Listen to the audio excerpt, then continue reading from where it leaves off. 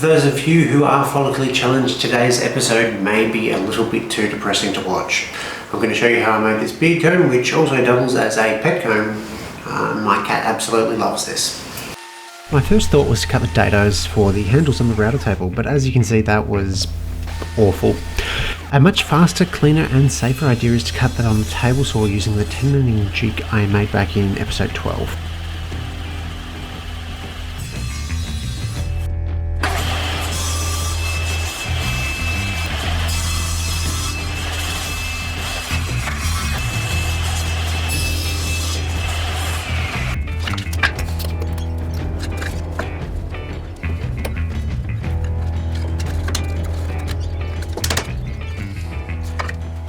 When the glue dried, I sanded and planed this flush with the bottom and with the back. It's attached with two G-clamps.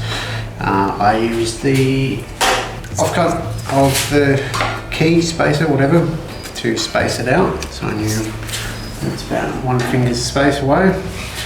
And now I can butt that up against it, make the first cut, place that over, so on and so forth. Now it's important for a comb to have fairly long tines on it.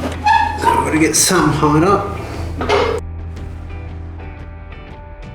That should be good enough.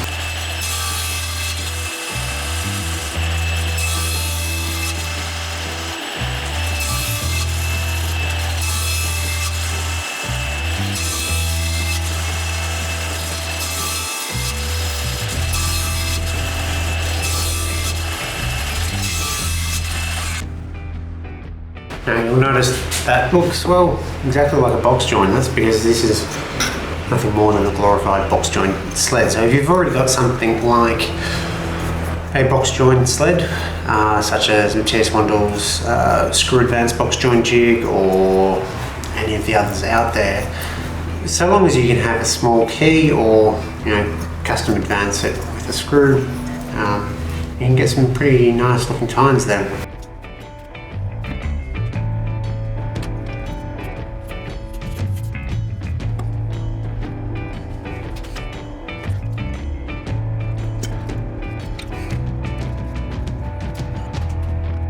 After gluing the handles on, all that was left was to shape it using the sander.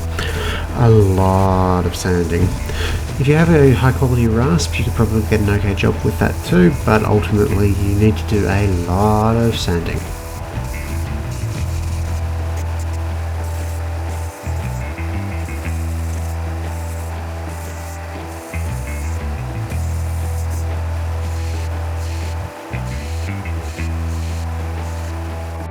After that, I finished it off with a coat of Ruston's Danish oil and let it dry overnight.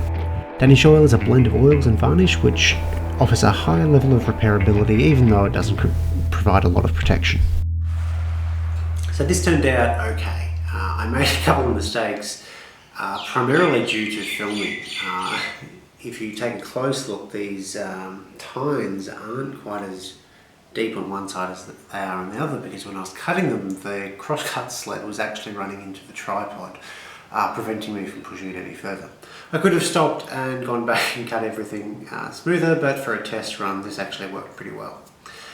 Obviously you can make much wider combs with this, just use shorter tines to make a more traditional comb, and you can even make these thinner and see how that goes. Thanks for watching.